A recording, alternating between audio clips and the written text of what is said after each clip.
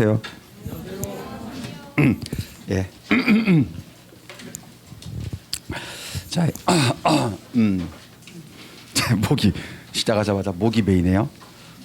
오늘은 3주차 수업입니다. 오늘 공부할 내용은 3교시까지는 대리 공부하고 그다음에 4교시에 들어가서 무효 취소 중에서 반쪽 무효 이렇게 공부를 하도록 하겠습니다. 자, 대리는 우리 11월, 12월 과정에서 한번 보셨는데 거기 약간 반복도 하고 안 배운 것도 새로 좀 배우고 하겠습니다. 대리부터 시작을 해볼게요. 우리 지금 현재 위치 파악을 해볼게요. 지금 민법 총칙 소리 잘 들리세요? 소리가 약간 먹먹한 소리가 들리는 것 같은데 제 귀가 먹먹한가? 네, 총칙에 법률행위 공부하고 있는 중이고 우리 지난주까지 목적 그다음에 의사표시가 갖춰야 될 요건들을 쭉 공부하셨어요. 그 제대로 요건 갖춰야지 법률행위가 효력 생기고 목적이 뭐 확가적사 하지 않거나 의사와 표시가 불일치하거나 또는 하자가 있으면 이렇게 무효나 취소가 된다라고 하는 걸 배우셨고 이제 오늘은 이제 법률행위 계약을 직접 하지 않고 대신하는 경우가 있거든요. 법률행위 대리 계약을 대신한다라고 하는 건데 대리 파트에서 한 통상 3문제 정도 출제가 됩니다. 출제 비중이 엄청 높죠. 여기를 공부를 해보겠습니다. 자, 대리 목차 35페이지부터 쭉 나오는데 이렇게 돼 있어요. 목차가 책에 있는 목차 그대로 옮겨 놓은 건데요. 총설, 그다음에 대리권, 대리행위, 대리효과, 대리의 산명관계, 그다음 복대리, 무권대리 이렇게 쭉 나와 있습니다. 그래서 오늘 전체적으로 쭉 보시는데 저기 제 밑에 6번의 무권대리에는 두 가지 종류가 있거든요. 협의의 좁은 의미의 무권대리하고 표현대리. 표현대리는 이번 라운드에 안 하고 3, 4월 때 할 거예요. 3, 4월 약간 심화되는 고이론 때 하고 나머지들은 쭉 한번 짚어보도록 하겠습니다. 총설부터요. 대리 총설에서 대리의, 대리가 뭐냐. 대리는 그냥 법률행위 대리 이거 편하게 생각하시면 법률행위는 계약으로 읽으시고 대리는 대신한다 이렇게 생각하시면 돼요. 계약을 대신해 주는 제도입니다. 왜 대신하느냐? 뭐 여러 가지 사정이 있겠죠. 갑이 병과 무슨 계약을 해야 될 상황인데 자기가 하지 못할 사정이 있나 봐요. 뭐 사정이 있겠죠. 빠지는 거죠. 이 자리에 을이 대신 들어와서 대신해 줘요. 대신해 주는 사람을 대리인이라고 해요. 원래 해야 될 사람을 본인이라 하고 계약하려면 상대방 필요한 거죠. 요 세 사람의 관계가 대리의 산명관계예요. 본인, 대리인, 상대방. 뭐 무슨 스토리인지는 좀 기억나실 걸. 삼촌이 서울로 떠나면서 이 집을 좀 팔아달라고 최근에 중개사 시험에 합격한 자기 조카 수진이에게 대리권을 준 거잖아요. 그래서 이 수진이가 삼촌을 대신해서 매매 계약을 체결하는 거예요. 대신해서 해주는 거죠. 대신해서 할 때 수진이가 해야 될 행동 수칙, 필수적인 수칙이 하나 있었는데 계약을 할 때 자기 명의로 하면 안 되죠. 삼촌 명의로 해야 됩니다. 매도인을 삼촌으로 해서 해야 됩니다. 자기 이름으로 하면 안 되고 이걸 뭐라 그러죠? 이거를 현명이라고 합니다. 대리인이 대리행위를 할 때는 본인을 위한 것임을 표시하는 것. 본인 명의로 계약해야 되죠. 상대방이야 뭐 자기가 직접 했으니까 자기 명의로 하고 이렇게 해서 계약을 하면 만나서 둘이서 계약한 사람은 을하고 병이 만나서 계약을 하고 협상도 하고 다 했는데 이 계약의 효과, 매매 계약의 효과가 돈 받을 권리, 소유권 넘겨줄 의무, 그 모든 효과는 다이렉트로 본인에게 발생하죠. 대금 받을 권리, 소유권 넘겨줄 의무. 이게 대리의 기본 틀이에요. 그래서 대리가 뭐냐? 타인이 본인의 이름으로 의사표시를 하거나 받거나 해서 계약을 체결해서 그 효과를 직접 본인에게 귀속시키는 제도를 말합니다. 저때 저 타인을 뭐라 그래요? 대신해 준 사람을 대리인. 본인 이름으로 하는 걸 뭐라 그런다고? 현명이라 그러고. 이거 기억나시나? 의사표시를 하고 받고 해야지 계약이 될 거 아니겠어요?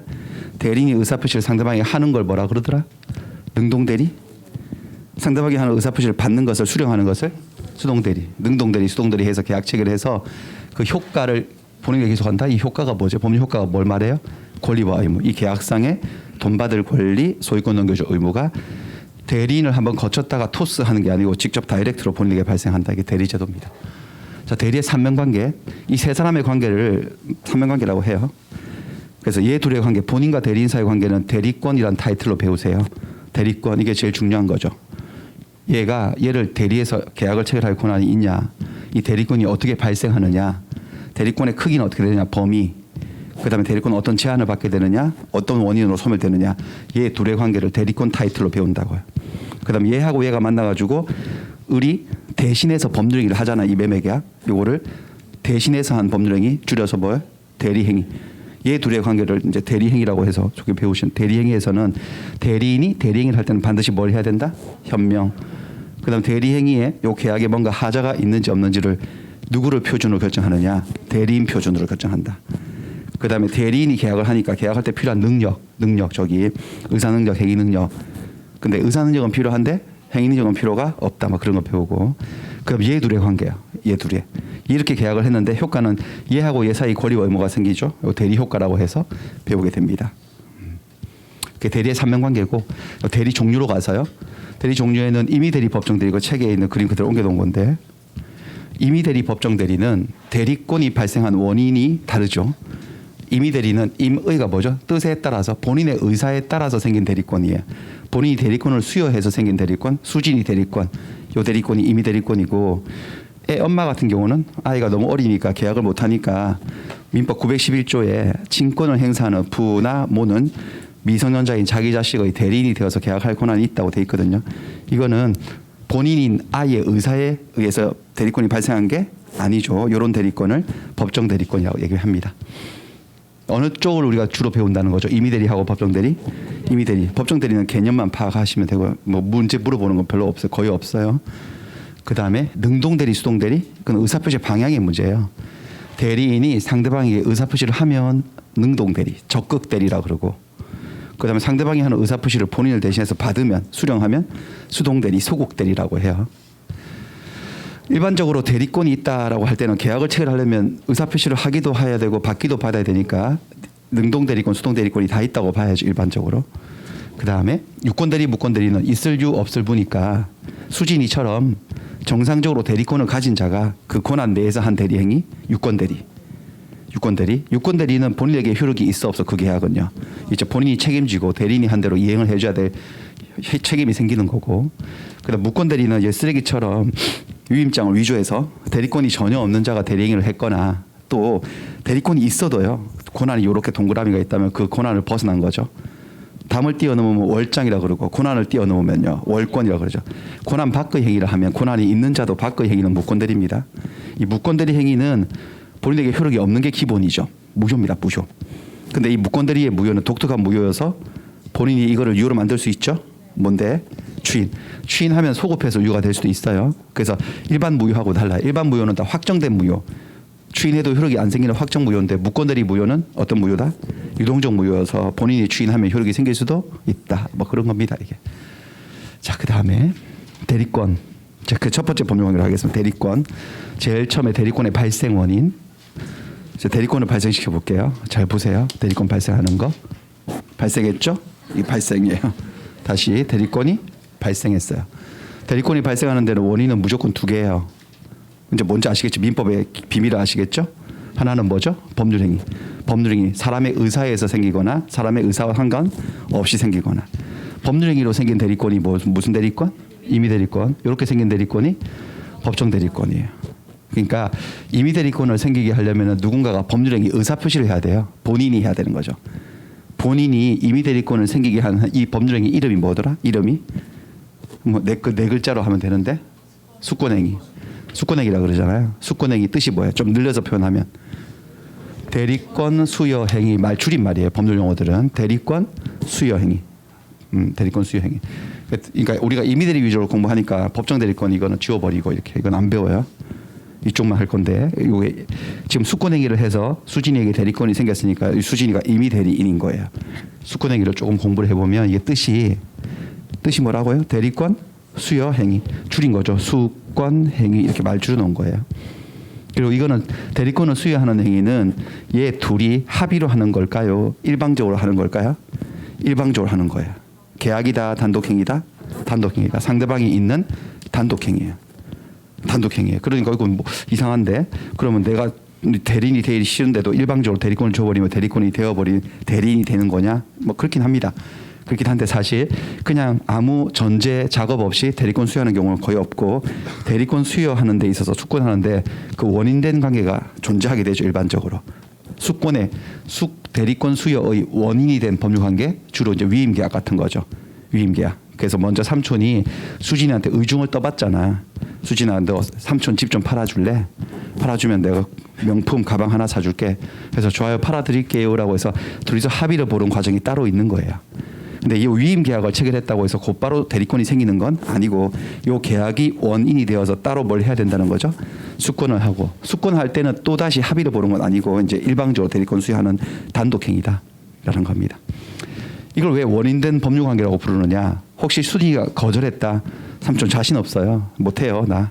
그래서 계약이 체결되지 않았다면 대리권 수여를 하지를 않았을 거니까 대리권 수여의 원인이 된 법률관계다 이렇게 부르는 거고, 그다음에 수권행위는 특별한 방식을 요하지 않는 무슨 불요식행위죠. 그러니까 대리권 수여할 때 꼭 이렇게 거창하게 이렇게 위임장을 꼭 써줘야 되느냐? 위임장을 써서 작성해서 교부해야지 대리권 수여 효력이 발생한다? 그럼 O다 X다? X. 말로도 대리권 수여할 수 있죠. 그러니까 일의 뭐 경중에 따라서 중요한 일 같으면 위임장 써줄 거고, 그다음에 별일 아니면 말로 할 거고 뭐 그럴 겁니다. 이런 내용들이에요. 요거 문제를 28페이지 족보들 다들 받으셨죠? 받으신 거 아니고 사셨죠? 사셨죠? 족보 28페이지. 자, 어떤 주제에 대해 설명하고 바로바로 거기에 끊어서 풀겠습니다. 예. 그리고 여러분 뭐 너무 책을 막 이렇게 족보 책을 막 너무 안 보셔도 돼요. 여기 다 있으니까 어차피 나중에 복습하실 때 봐도 되니까 너무 필기 막 하고 막 너무 책 보려고 너무 그렇게 하지 안 하셔도 돼요. 책 안 가져오셔도 되시 사실. 그죠? 아무 책도 안 보고 빈손으로 와도 되잖아요. 제 수업은 그냥 이렇게 가만히 계속 보고 있으면 책 계속 나오니까 집으로 돌아가셔가지고 복습할 때 책 펴고 이제 노트하거나 이렇게 하시면 되니까. 자, 대리권 수여 행위. 대리권을 수여하는 행위는 위임장을 작성 교부하지 않아도 성립하는 불요식 행위다. 맞죠? 맞고. 수권 행위, 대리권 수여 행위는 불요식 행위로서 묵시적인 방법에 의해서도 가능하다? 가능하겠죠. 의사 표시는 명시적으로만 해야 되는 건 아니고요. 묵시적으로도 할 수가 있습니다. 좀 이따가 명시적, 묵시적 얘기 나오니까 그때 더하기로 하고. 자, 그다음에 계속 할게요. 대리권의 발생 보셨어요. 발생. 그다음 목차가 뭐죠? 저기 목차 한번 보세요. 대리권의 범위죠. 범위. 대리권의 범위 보세요. 그러니까 상상력. 그러니까 수진이의 대리권을 이렇게 동그라미로 상상해 보세요. 저만큼이 대리인의 권한 범위라고 칠 때 권한 내에서 하면 무슨 대리라 그런다고? 유권 대리. 유권 대리는 본인에게 유효. 본인에게 유효. 대리인에게 유효인지 무효인지는 안 따지는 거죠. 본인에게 유효. 그러니까 저렇게 권한 내에서 한 행위는 본인이 책임을 져야 돼 안 져야 돼? 그 내용대로 책임이 생기는 거죠. 이게 유권 대리. 근데 대리권이 저렇게 있어도 저 권한을 벗어난 행위를 했어요. 그러면 무슨 대리? 무권 대리. 요거는 본인에게 무효. 본인이 책임이 기본적으로 없죠. 그렇죠? 책임이 없는데 요 무효가 독특한 무효여서 확정적인 무효가 아니라 유동적 무효여서 본인이 추인하면 뭐가 될 수도 있다. 소급해서 유효가 될 수도 있으니까 요 무효가 무슨 상태다? 유동적 무효 상태다. 보통 무효는 확정 무효거든요. 유동적 무효의 반대말이 확정적 무효예요. 확정적 무효는 뭐 해도 뭐 하지 않는다고 한번 표현해 보세요. 그러면 추인해도 효력이 생기지 않는 무효. 그게 확정 무효고 그게 원래 무효의 기본 모습이에요. 99.9%의 무효는 그거예요. 유동적 무효는 별나죠 이거는. 아주 이상한 무효인데.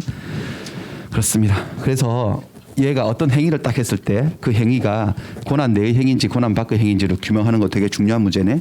본인이 책임이 생기냐 안 생기냐를 결정짓는 거니까. 그래서 저 동그라미의 크기를 해석할 때 이렇게 해석하라고 해석 기준을 만들어 뒀어요. 권한 범위를 해석할 때 118조 대리권의 범위라고 해서 권한을 정하지 아니한 대리인은 이렇게 나가요. 권한을 안 정한 대리인은 다음 각호 1호, 2호 요것들만 할 수 있다라고 이렇게 해석을 하자. 요거를 요 행위 밖의 행위는 권한 밖이다 이거죠. 근데 권한을 정하지 아니한 대리인만 이렇게 되는 게 아니고 권한을 정했는데 권한의 범위가 불분명하고 애매할 때도 이 조문에 적용을 받습니다. 첫 번째 보존행위 할 수 있고요. 두 번째 이용 계량 행위 할 수 있습니다. 이렇게 두 가지 행위. 근데 보존행위는 그냥 심플하게 할 수 있다고 돼 있으니까 이거 무제한적으로 할 수 있는 거고요. 그다음에 이용 계량 행위는 뭐 앞에 뭐 있어요? 물건이나 대리의 목적이 된 물건이나 권리, 본인의 재산이죠. 재산. 본인의 재산 가지고 대리인이 뭔가 법률행위 하는 거니까 그 재산의 성질을 변하지 않는 범위 내에서만 할 수 있으니까 이용 계량 행위는 제가 세모로 표현했죠. 무제한적으로 아니면 제한적으로. 제한적으로 할 수 있고 법조문은 여기서 끝나 있는데 민법 학자들이 이런 걸 만들어내는 거예요. 3호를 상상해서 처분행위, 처분의 중국적인 권리변 논리 이렇게 처분행위는 못한다 이렇게 하는 거예요. 무제한적으로 할 수 있고 제한적으로 할 수 있고 못하고. 그래서 이거 표 책에 나와 있는 표 이거 쭉 한번 제가 11월 12월 과정에서 하나하나 전부 다 설명드렸어요. 예를 들어서 시간 투자해가지고. 그래서 이것들은 보존행위 무제한적으로 할 수 있고 얘는 이용계량행위인데 위에 있는 것은 할 수 있고 밑에 있는 건 못해. 위에 있는 건 성질이 변하지 않아서 해도 되는 거 권한 내의 행위고 밑에는 성질이 바뀌어서 하면 안 되는 거. 이쪽은요 처분행위에서 하면 안 되는 거. 쭉 설명했잖아요. 그렇죠? 설명했습니다. 설명했습니다. 보존행위 집 고치는 거, 고장난 집 고치는 거, 파손된 거 고치는 거 대리인이. 그다음에 등기 안 된 부동산 등기하는 거, 소매시효 중단시켜서 채권 살려두는 거, 그럼 받을 돈 있으면 가서 받아오는 거, 채권 출심하는 거, 갚을 돈 있으면 갚는 거, 이것도 보존이에요. 갚을 돈을 제깍 갚아줘야 돼 대리인들은. 그다음에 썩어 나가는 물건이 있으면 팔아가지고 은행에 돈으로 보관하는 거, 이거는 본인의 허락을 따로 받을 필요가 없고 권한의 행위. 그다음 물건 임대하는 거 대표적인 이용 행위예요. 해도 돼요. 그다음에 본인이 무이자로 빌려주는 것을 이자부로 바꾸는 거, 이거는 계량이에요. 더 좋아지니까. 근데 기본적으로 성질이 안 바뀌는 계량 해도 되고. 그다음에 논을 관리하고 있는 대리인이 밭으로 개간한다든지 예금을 본인이 예금해 놓은 걸 다 뽑아가지고 재산 관리하고 있는 대리인이 주식이나 사채나 비트코인 이런 데 투자하면 돈을 더 많이 번다 하더라도 하면 안 되는 거죠. 권리의 성질이 바뀌고 물건의 성질이 바뀌기 때문에. 그다음 처분행위는 꼭 물건을 이렇게 파는 것만 처분이 아니고 약간 개념이 오셨네. 여기에 물권 행위들, 전세권, 지상권, 저당권 설정하는 거 다 무슨 행위다? 처분 행위다. 그다음에 계약을 취소하거나 해지한다. 계약을 취소하거나 해지하면 본인에게 생겼던 권리가 사라지잖아. 소급적으로. 그러니까 그것도 다 무슨 행위? 처분 행위. 그럼 채무 면제해주고 이런 거 본인 채권 없어지잖아요. 좀 감이 그렇죠. 다 처분 행위들이에요. 이런 것들을 못 해요. 그래서 못하는 행위가 이쪽 영역이거든. 여기 이만큼 여기 색깔 칠한 거. 근데 요거를 해야 될 때, 요걸 하고 싶을 경우도 있잖아요.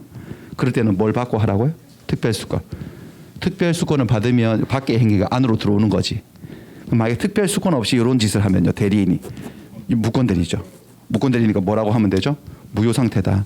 근데 그것마저도 본인은 유효로 만들 수가 있지. 뭐 해서요? 추인해서 뭐 그런 거고. 요거는 이제 기본 이론이고 판례 몇 가지만 보면 책에 나와 있는 판례. 매매 계약을 체결하라고 대리권 수여받아 체결하라고 대리권 수여받은 대리인은 계약 체결하고 난 다음에 상대방이 중도금 잔금 주고 매매 대금 주면 그거 받을 권한이 있느냐? 있다고 해서 판례가. 그러니까 수진 같은 경우는 삼촌한테 집 팔아달라고 대리권 수여받았으니까 계약하고 삼촌 대신해서 계약금 중도금 잔금 받을 권한이 있어 없어요? 있죠. 받았으면 본인이 받은 거와 똑같은 효과가 생긴다는 거죠. 만약에 받고 수지가 튀었으면요. 그 돈 갖고. 튀었어도 본인은 받은 거다 안 받은 거다? 받은 거다 그런 거죠. 그런 거예요. 그럼 매매계약 체결과 이행에 관해서 이거요. 포괄적 대리권. 포괄적인 대리권을 수여받았다. 여기 좀 이거 전체적인 포괄적인 대리권을 수여받은 대리인은 상대방이 매수인이 대금 지급기일 연기를 해달라고 요청이 들어온 거야. 중도금 뭐 장만을 다 못했다고 5일만 말미를 달래. 그러면 그 정도는 연기해줄 권한이 있다라고 해석한다고. 포괄적 대리권 수여받았으면. 그다음 매매계약 체결 대리권 체결하라고 대리권 수여받았다고 해서 자기가 체결한 그 계약을 자기 마음대로 뭐 할 권한은 없다고요?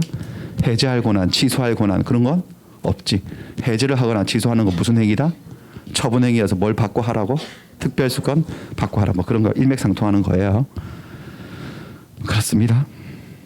그래서 여기도 문제를 한번 다뤄볼게요. 대리권의 범위.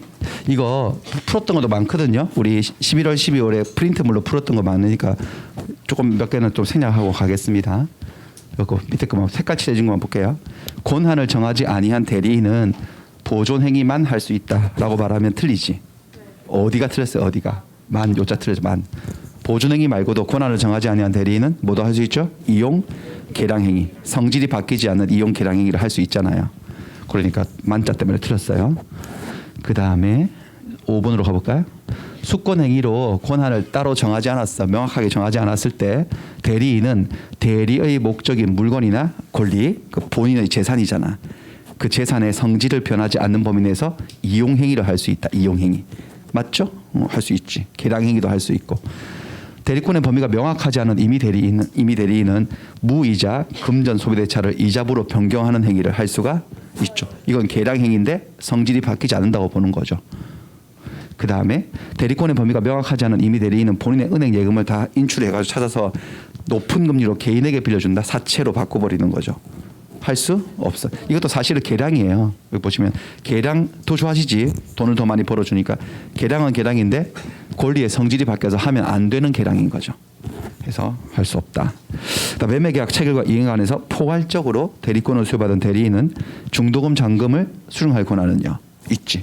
당연히 있고 그 다음에 매매계약 체결과 이행에 관하여 포괄적으로 대리권을 수여받은 대리인은 특별한 사정이 없다면 상대방에 대해서 약정된 대금 지급 기일을 연기해 줄 권한은 없다? 없다가 아니고 판례가 있다고 했어요. 예, 연기해 주면 돼요. 그 다음에 갑이 을에게 금전 소비대차 및 담보권 설정 계약을 체결할 대리권을 수여했어요. 그러니까 가서 내 이름으로 돈 빌려오고 요 집에 요 땅에 저당권 설정해 줘라 라고 그런도 이 두 가지 계약을 체결할 권한을 줬다고. 그래서 그런 계약을 했어. 돈도 빌리고 저당권 설정해 줬을 때 원칙적으로 그 대리인은 자기가 한 계약이니까 자기 마음대로 계약을 해제할 권한도 있다고? 없어요. 해제를 하는 행위는 무슨 행위더라? 처분 행위여서 뭘 받고 하세요? 특별수권 받고 하세요. 특별수권 없이 하게 되면 무슨 대리라고 처리해야 돼? 무권 대리. 그러니까 해제 효과는 발생하지 않고 나중에 본인이 자기한테 허락도 안 받고 계약을 지 마음대로 해제했다는 걸 알게 되었을 때 본인이 그 해제를 뭐 해줄 수도 있는 거죠. 추인하면 해제가 또 되기도 하고 뭐 그렇습니다. 그 다음에 뭐 이런 얘기들이에요. 이게 대리권의 범위 얘기였고 그 다음에는 범위하고 관계돼서요. 대리권의 범위하고 관계된 테마가 하나 있습니다. 대리권의 남용이에요. 이거는 이제 우리가 안 했던 건데 대리권 남용. 대리권 남용은 대리권을 남용했다. 남용이란 말이 무슨 말이죠? 함부로 사용했다는 소리죠. 그리고 뭐냐면 이걸 다르게 하면 대리인이 대리권을 남용해서 한 대리행위를 배임적 대리행위라고 해요. 민법에서는 이 배임이란 말 나오면 배신 이렇게 생각하시면 돼요.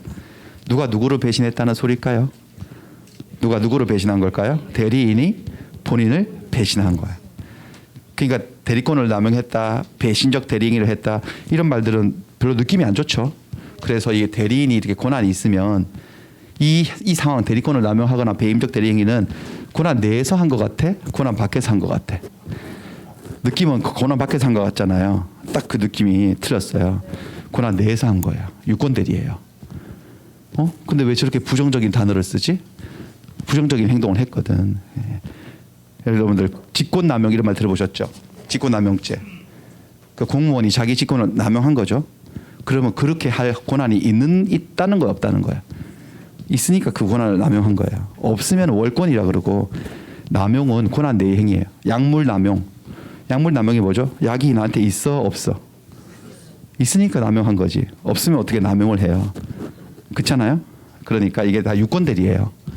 유권 대리 상황인데 뭐가 문제가 되냐? 그러니까 대리인이 형식적으로 대리권 범위 내에서 한 거야. 권한 내에서 한 거예요. 그러니까 무슨 대리다? 대리권 남용은 유권 대리인 거야. 뭐가 문제냐? 자기 이익을 위해서 한 거야. 대리는 마땅히 누구 이익을 위해서 해야 되죠? 본인의 이익을 위해서 행사를 해야 되잖아, 대리권은. 근데 본인의 이익을 본인은 안중에 없어. 자기나 제3자의 이익을 위해서 사리사욕을 채우려고 대리권을 행사한 거지. 그랬을 때 대리권을 뭐 함부로 사용했다는 거죠. 남용을 했다는 거죠. 그러니까 누구를 배신한 거네, 누가. 대리인이 본인을 배신했다. 그 배신적 대리인이라고 해요.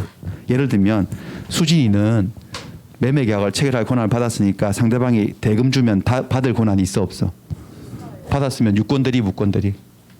유권 대리지. 본인이 받은 거와 똑같은 효과가 있는데 받았으면 그 본인 삼촌한테 갖다 줘야 되지 않나, 돈? 근데 자기가 착복을 해서 자기가 가방 샀어, 백 샀어, 그거 가지고 그 매매대금 받아가지고 가방 샀다고 백화점 가가지고 처음부터 그 생각으로 대리권을 행사한 거야. 본인 이익을 위해서 한 거야, 자기 이익을 위해서 한 거야. 자기. 그러니까 지금 수진이가 삼촌을 배신하고 있잖아요. 그럴 때 그런 대리행위를 배신적 대리행위라고 한다고. 근데 배신을 했다는 것은 본인하고 삼촌하고 수진이 내부 사정이지.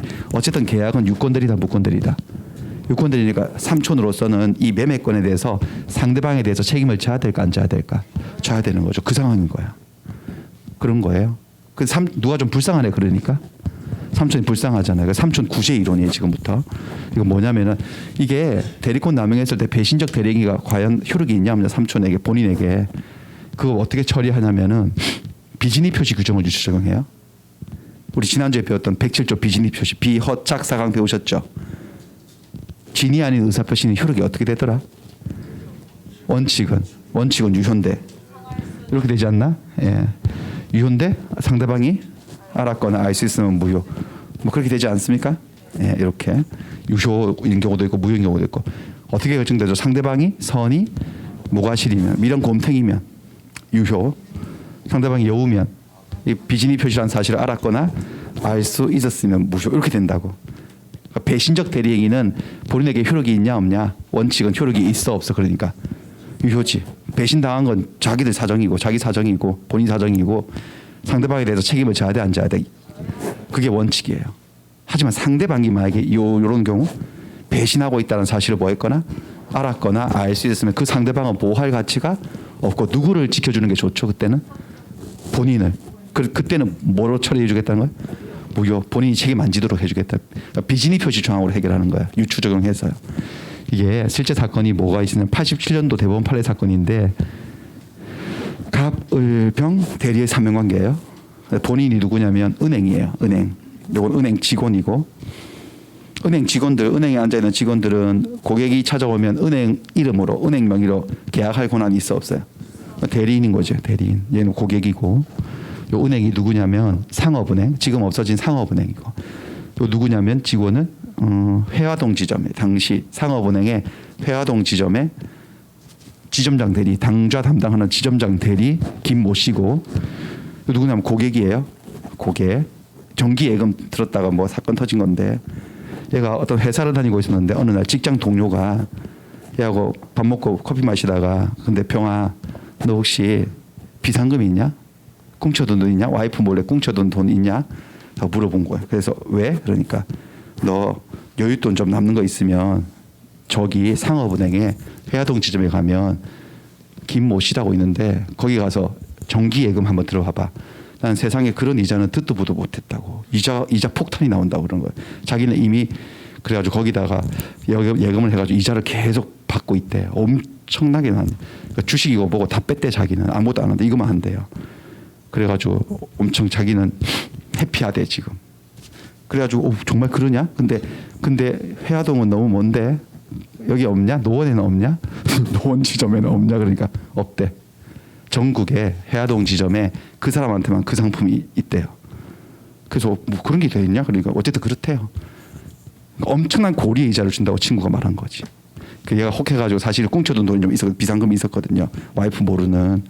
이걸 좀 불려볼까라고 생각해가지고 그럼 나도 한번 해볼까라고 했었다. 그러는데 친구가 근데 진짜 병아 예금할 때 암호가 있다.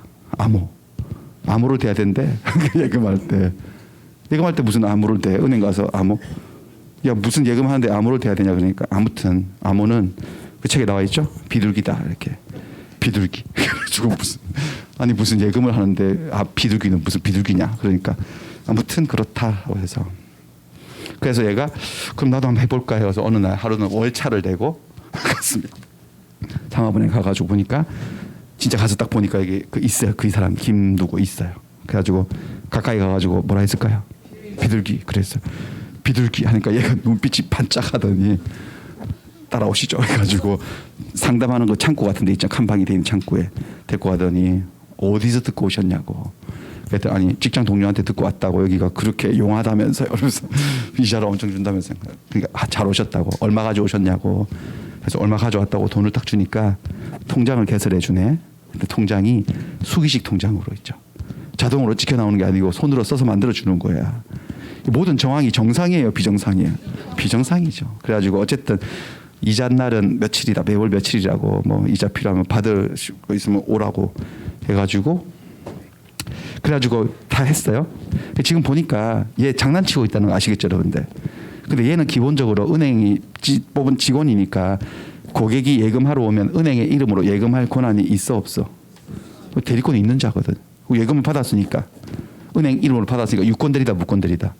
유권 대리지. 근데 지금 얘가 은행의 이익을 위해서 안 하고 있다는 거 아시겠죠? 여기 사채업자 이익하고 결탁한 거예요.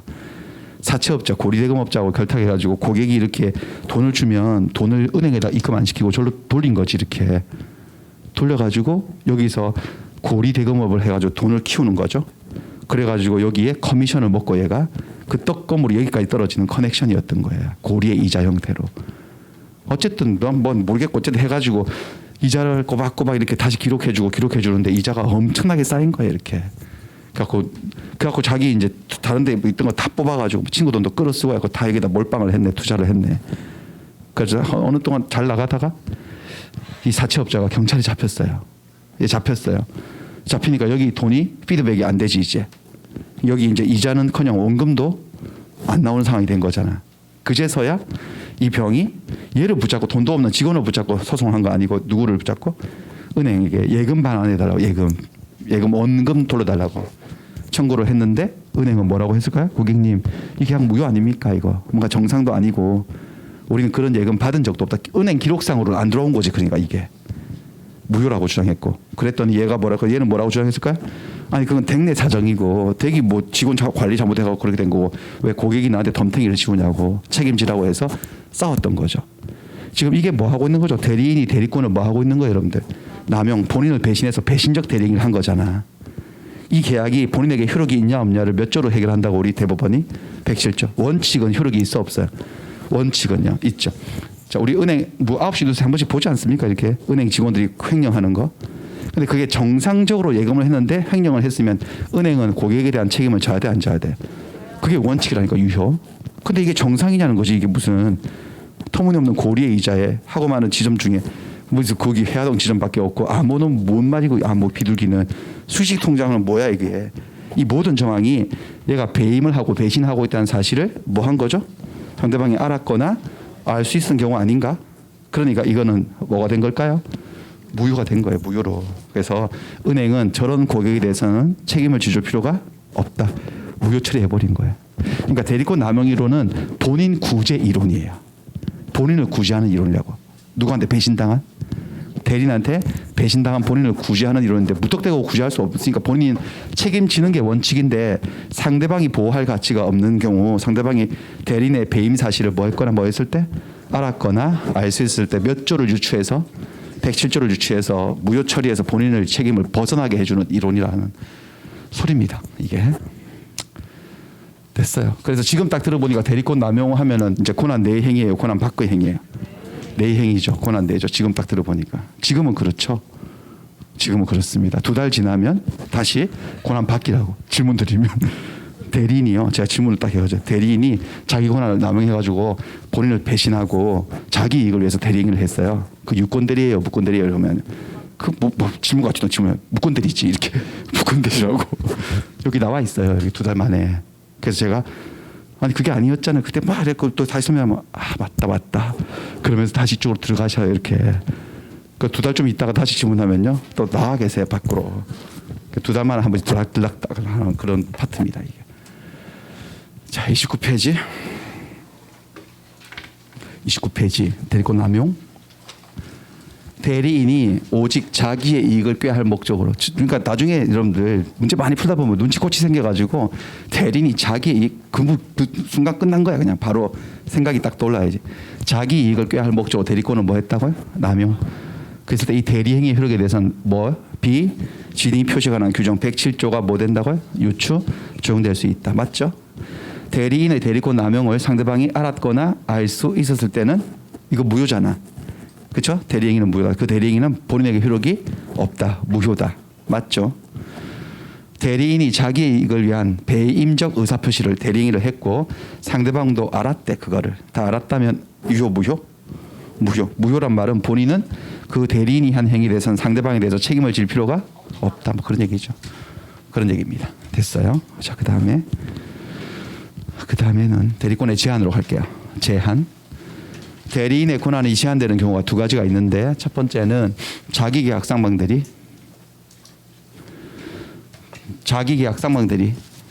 관한 건데 대리인이 저걸 못하거든. 자기계약 그림 2개 보시면은 저 왼쪽이 자기계약이고 오른쪽이 쌍방대리예요. 대리의 사명관계니까 대리가 정상적이려면 등장인물이 3명 필요하지 않습니까? 여기는 2명 있네. 갑, 을, 병이 아니라 갑, 을, 을이래. 그러니까 을이 갑을 대리해서 자기랑 계약을 한 거죠. 이게 자기 계약이고. 그다음에 여기 을이 갑을 대리하고 병도 대리해서 계약의 쌍방을 혼자서 대리한 거죠. 이게 쌍방 대리죠. 이런 거 하면 된다 안 된다? 안 된다. 하면 안 된다고 124조에 나와 있습니다. 자, 대리인은 자기와 법률행위를 하거나 본인을 위해서 자기하고 법률행위 하는 게 뭐죠? 자기 계약. 그럼 당사 쌍방, 계약 당사 쌍방을 혼자서 대리하지 못한다. 그러니까 못한다고 돼 있어요. 그러니까 원칙은 금지돼 있는 거죠. 금지하는 이유가 뭐냐면은 대리인은 단순히 심부름만 하는 사자예요, 아니면 의사결정을 하는 자예요. 의사결정을 하니까 삼촌 집을 팔아달라고 부탁받은 사람이 자기한테 팔면 자기한테 유리하게 계약하지 삼촌한테 유리하게 해줄 리는 없지 않을까요? 그러니까 본인의 이익을 해칠 우려가 있기 때문에 금지하는 거죠. 금지하는데 여기 예외가 있어요. 할 수 있는 경우도 있어요. 허용되는 경우. 첫 번째 본문에 하나 나와요. 대리는 본인의 허락이 없으면 자기 계약 쌍방 대리를 못한다고 돼 있으니까 뒤집으면 본인이 허락하면 할 수 있어요. 그래서 삼촌 집 제가 사면 안 돼요? 라고 물어봤을 때 삼촌이 그거 네가 사라. 그렇게 되면 자기 계약할 수도 있어 없어요? 있죠. 본인이 허락하면. 그러니까 본인 허락 안 해도 할 수 있는 게 단서가 나와요. 그러나 채무의 이행은 할 수 있대. 채무 이행. 자, 채무를 이행하는 걸 뭐라 그러더라? 변제. 변제는 할 수 있는 거죠. 변제. 변제가 꼭 빌린 돈을 갚는 거다. 그 생각은 벗어나시라고 했습니다. 제가 지금 수업하고 있는 것도 뭐죠? 변제라고 했습니다. 저 월요일마다 변제하러 옵니다. 여기 4시간 동안 오전에. 수업하는 것 자체가 제 채무 이행하고 있는 거니까. 채무 이행은 할 수 있어요. 그래서 요거 2번하고 한 게 대해서 한번 연습을 해보면 채무의 이행은 자기 계약의 형태로도 할 수 있다는 거니까 뭐 이런 경우겠지. 이렇게 본인이 수진이에게 돈을 한 1,000만 원을 빌린 거야. 삼촌이. 채무가 있는 거예요. 그 채무를 변제하는 거죠. 수진이가. 변제하면 제3자에게 변제해요. 자기한테 변제해요. 자기한테 변제하는 거잖아. 근데 해도 돼 안 돼? 어차피 갚을 돈이니까 된다는 거죠. 이건 해도 된다는 거예요. 근데 전제 조건이 있어요. 제가 지금 본인을 대신해서 자기 자신에게 행위를 하고 있기 때문에 구조적으로 자기 계약의 구조를 가지고 있는데 원래는 이러면 안 되는데 지금은 채무가 있다는 건 어차피 다투지 않고 전제 조건은 2가지입니다. 다툼이 없고 기한이 도래해야 됩니다. 다툼이 없고. 그러니까 본인이 삼촌이 수진이에게 1,000만 원 빌려 썼다는 것을 인정해요 안 해요 지금요? 인정한다. 그게 뭐라고? 다툼이 없다. 채무의 존보에 대해서 다투지 않는다는 거죠.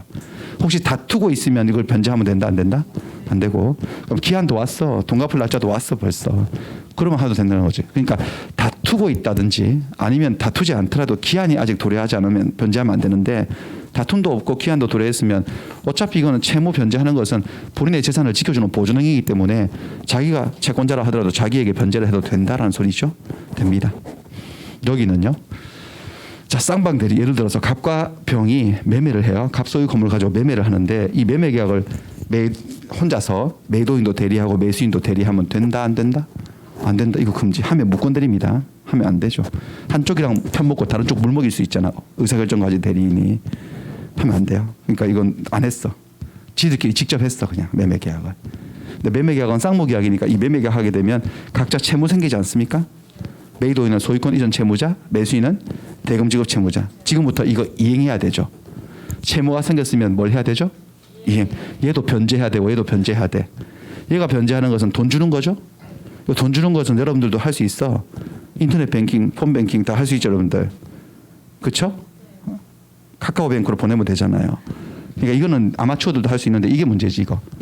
부동산의 소유권 이전 채무를 이행하려면 소유권을 넘겨주려면 등기 이전 해줘야 되는 거죠. 현실적으로 말하면. 근데 등기 이전 하려면 등기소 가서 등기 신청해야 되지.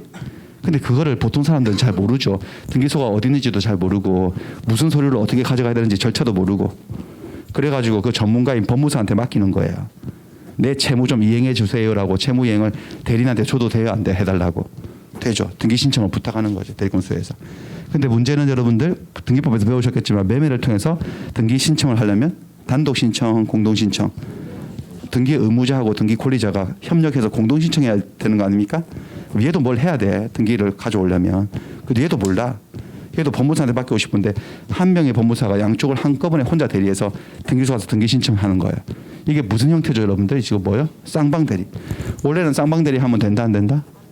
안 되지만 지금은 이게 새로 계약을 체결하는 것이 아니고 계약에서 생긴 채무를 뭐 하는 거죠? 등기 신청하는 것 자체가 변제하러 가는 거잖아. 다퉈요, 다투지 않아. 자기가 채무가 있다는 것을 다툼이 없고 기한이 도래한 채무를 이행하러 가는 거라고 등기 신청하러. 그러니까 혼자서 한 명의 법무사가 양쪽을 대리해도 된다 안 된다? 된다. 아무 문제 없다 이런 거. 됐습니다. 이런 거.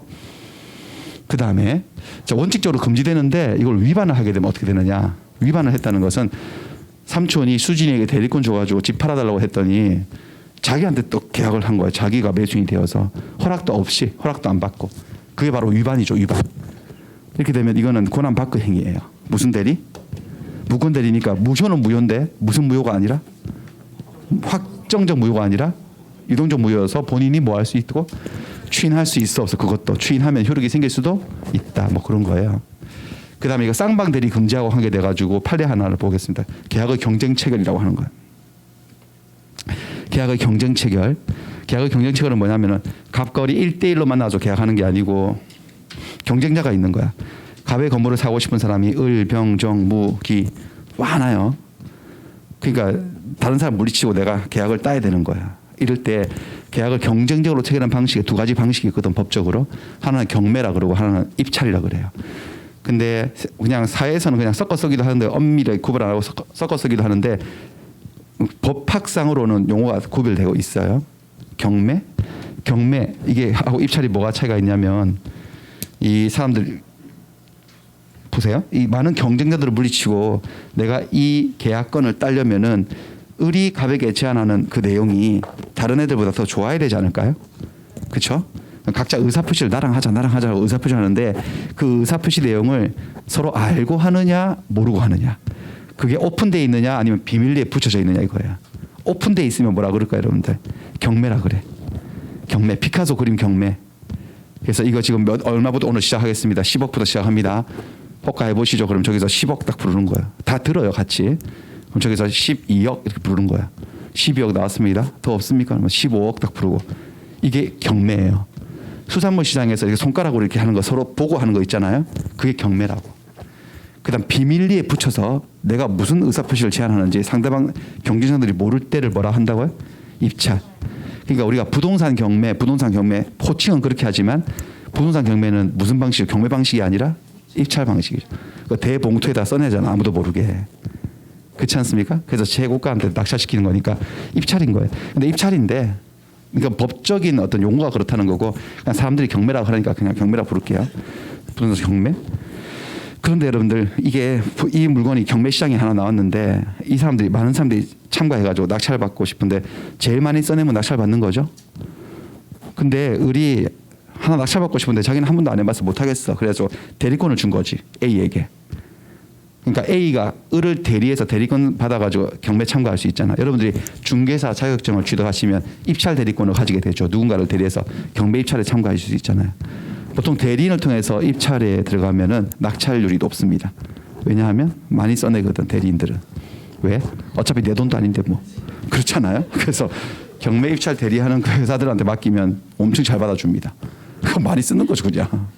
내 돈도 아닌데 질러버리는 거지. 근데 문제는 이 정도 자신이 없어가지고 대리권을 주는데 A한테 주는 거야. 한 명의 대리인이 얘하고 얘를 경쟁자를 혼자서 대리한 거야. 이게 무슨 구조예요 여러분들? 쌍방대리지 일종의. 여러분들 이게 누가 결정하죠? 본인이 결정해요? 대리인이 결정해요? 얼마 써낼지? 대리인이 결정하는 거잖아. 근데 이건 입찰은 비밀리에 붙여져야 되는데 혼자서 결정했으니까 얘하고 얘 얼마 써냈는지 서로 알게 된 거지. 공정한 입찰이 아니죠. 얘가 참가한 입찰은 무효 처리해버려야 되는 거야. 그런 겁니다. 그 책에도 나와 있지만 그렇습니다. 문제 한번 풀어보겠습니다. 대리권 제한에서 1번, 7번. 자, 1번. 부동산 입찰 절차에서 경매 절차에서 동일한 물건에 관해서 이해관계가 다른 서로 낙찰받고 싶어하는 2인 이상의 대리인이 되었다고 혼자서 한 명이 그 대리인이 입찰한 것은 무효다. 무효 처리해야 되겠죠? 네. 입찰의 공정성이 무너진 거죠. 갑은 자신의 엑스토지를 매도하기 위해서 을에게 대리권을 수여했습니다. 이때 을은 갑의 허락이 없으면 갑을 대리하여 자기 자신이 엑스토지를 매수하는 계약을 체결할 수 허락이 있으면 그러면 할 수 있다네. 맞나요? 지금 뭐 하는 건데 얘 지금 자기 계약 자기가 사는 거잖아. 허락을 하면 본인이 허락하면 할 수 있어 없어요? 있습니다. 3번 대리인은 본인의 허락이 있으면 당사자 쌍방을 대리할 수 있지. 양쪽 본인이 둘 다 허락하면 혼자서 대리해도 되지. 본인의 허락이 없어도 다툼이 있는 채무 이행에 대해서 자기계약이나 쌍방 대리가 허용이 된다? 안 되죠. 하려면 뭐예요? 다툼이 없어야 되죠. 다툼이 없고 변제기 도래해야 됩니다. 그다음 대리인에 대한 본인의 금전 채무가 기한이 도래했어요. 대리인에 대한 본인의 금전 채무. 그러니까 본인이 대리인에게 돈 빌려 썼다는 거네. 그리고 금전 채무라고 단정적으로 표현했기 때문에 채무가 있다는 건 확실하고 기한까지 왔다. 다툼이 없고 기한이 왔다는 거죠. 이때 대리인은 본인의 허락 없이는 그 채무를 변제하지 못한다? 아니요. 채무 변제는 허락 없이도 할 수가 있다. 그 다음에 자 부동산 매도인과 매수인 쌍방을 대리한 등기 신청행위, 쌍방을 대리한 등기 신청행위는 허용이 됩니까? 원래 쌍방 대리하면 안 되는 거 아닌가요? 하지만 이건 뭐예요? 등기를 신청하는 것은 새로 계약하자는 거예요, 변제하는 거예요. 이미 발생한 채무를 변제하는 것에 불과하기 때문에 쌍방 대리를 해도 된다. 자 본인의 허락이 없는 자기 계약, 허락 안 받고 자기 계약했어요. 무권 대리지. 근데 본인이 추인하면 유효한 대리인이 될 수가 있습니까? 그것도 그렇죠. 소급해서 유효가 될 수가 있습니다. 자, 그 다음에 하나 더. 요거는 자기계약 쌍방 대리 금지 보신 거고, 두 번째 대리권 제한의 조문이 공동 대리. 대리인들이 공동으로 대리를 해야 되는 제한이 걸릴 수도 있거든요. 공동 대리. 대리인이 이렇게 두 명이 있어요. 그러니까 삼촌이 이 집을 파는 일에 대해서 수진이 하고 준석이 두 명의 대리인을 만든 거예요. 두 명, 대리인이 두 명이 있을 때 얘들이 대리 행위를 진행하는 방식이 119조에 나오는데 제목처럼 각자 대리가 원칙이에요. 여기 그러나 있으니까 앞에 게 원칙이고 뒤에 게 예외죠.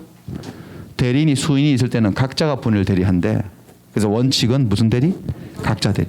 각자 한다는 것은 이 집을 얼마에 누구한테 팔 것인지 서로 상의할 필요가 없다. 자기들이 알아서 혼자 결정하면 된다. 각자 대리. 근데 각자 대리 위험성은 뭐냐? 얘도 계약하고 얘도 계약하고 이중매매 될 수도 있어 없어 잘못하면요. 있죠. 그래서 본인이 대리권 수여할 때 둘을 묶었어 이렇게. 그러나 법률이나 수권행위에 다른 정한 바가 있을 때 다르게 정했을 때는 그러하지 아니하다. 그러니까 본인이 각자 하지 마라. 그러면 각자 할 수가 없다는 거지. 각자 못하는 대리가 무슨 대리라는 거죠. 제목처럼 여기 공동 대리예요. 공동 대리. 그러니까 원칙은 무슨 대리? 각자 대리. 예외죠. 공동 대리. 공동으로 하라는 것은 의사의 결정을 공동으로 상의해서 결정하라는 소리겠지. 공동 대리. 근데 공동 대리 이 예외적 공동 대리하고 관계된 쟁점이 두 개 있는데 이 공동 대리 제한은 수동 대리에는 적용되지 않아. 능동 대리에만 적용되는 거예요. 이게 무슨 대리죠, 여러분들? 이 화살표 대리인이 상대방의 의사표시를 하고 있어. 무슨 대리예요? 능동이야, 수동이야? 능동 대리죠. 이거 할 때는 삼촌이 공동으로 하라고 시켰으면 공동으로 해야 된다고. 서로 상의해야 돼, 안 해야 돼? 해야 되죠. 뭔가 청약을 하고 뭐 이렇게 의사표시를 할 때 상의해서 결정해야 돼요. 혼자 하면은 무권 대리죠. 근데 이건 뭐지? 이건 반대 방향. 상대방이 하는 의사표시를 얘들이 받아? 무슨 대리 하고 있는 거죠? 수동 대리죠. 의사표시를 받는 거니까. 이걸 둘이서 같이 받아야 돼요? 혼자 받아도 돼요? 혼자 받아도 된다는 거죠. 받는 건 혼자 받아도 된다는 거죠. 받는 건 혼자 받아도 됩니다. 플러스 이거 필요 없습니다. 이거. 의사표시 수령은 각자가 해도 됩니다. 공동으로 하라고 시켰어도. 수동 대리도 공동으로 하라는 것은 약간 코미디 같은 건데 들어보세요. 이 사람이 찾아와서 병을 찾아와서 자네가 준석군인가? 그래서 예 그렇습니다. 그러니까 자네가 삼촌 대리인가? 그러니까 예 그렇습니다. 네 삼촌 집을 사고 싶은데 그거 나한테 팔게나라고 의사표시를 한 거야. 그러니까 준석이가 의사표시를 뭐 하고 있어요? 받고 있어요. 받고 있으니까 무슨 대리 하고 있는 장면이죠? 수동 대리. 근데 이게 삼촌이 공동으로 하라고 시켰거든. 공동으로 하라고. 그럼 이렇게 해야 되나? 준석이가 잠깐만요. 더 이상 말씀하시지 마시고. 우리 삼촌이 저 말고도 대리는 한 명 더 뒀는데 공동으로 하라고 시켜놨거든요. 그 말은 제가 혼자 들을 수가 없습니다. 잠깐만 기다려보세요. 누나 호출할 테니까. 그러니까 누나한테 사촌 누나 수진한테 전화 걸어서 누나 빨리 오라고. 지금 말 들어야 된다고. 의사표시 수령해야 된다고. 빨리 오라 그래가지고 막 급하게 택시 타고 달려와가지고 둘이 옆에 딱 앉아가지고 이제 말씀하시죠. 라고 해서 의사표시를 공동 수령을 하겠다는 거죠. 바보같이. 그럴 필요는 없다라는 거예요. 그럴 필요 없고 그냥 의사표시를 하면 혼자 받아도 되는데 그냥 혼자 받고 일단 받아두고 각자 받아두고 나한테 말하면 되지. 알았습니다. 무슨 말인지 잘 알아들었습니다. 그러니까 삼촌 집을 사고 싶다는 말씀이시죠. 근데 저 말고도 대리인이 한 명 더 있고 삼촌이 공동으로 하라고 시켰기 때문에 저 혼자 결정을 해드릴 수 없습니다. 저는 괜찮은 조건 같은데 그래서 돌아가 계시면은 상의해서 연락드리겠습니다. 해서 돌려보내고 그다음 둘이서 상의하면 되는 거죠. 그때부터 상의해가지고 승낙할지 말지를 결정해서 상의해서 의사표시 능동들이 하면 공동의 의사결정이 내려진 거잖아. 무슨 말인지 아시겠죠?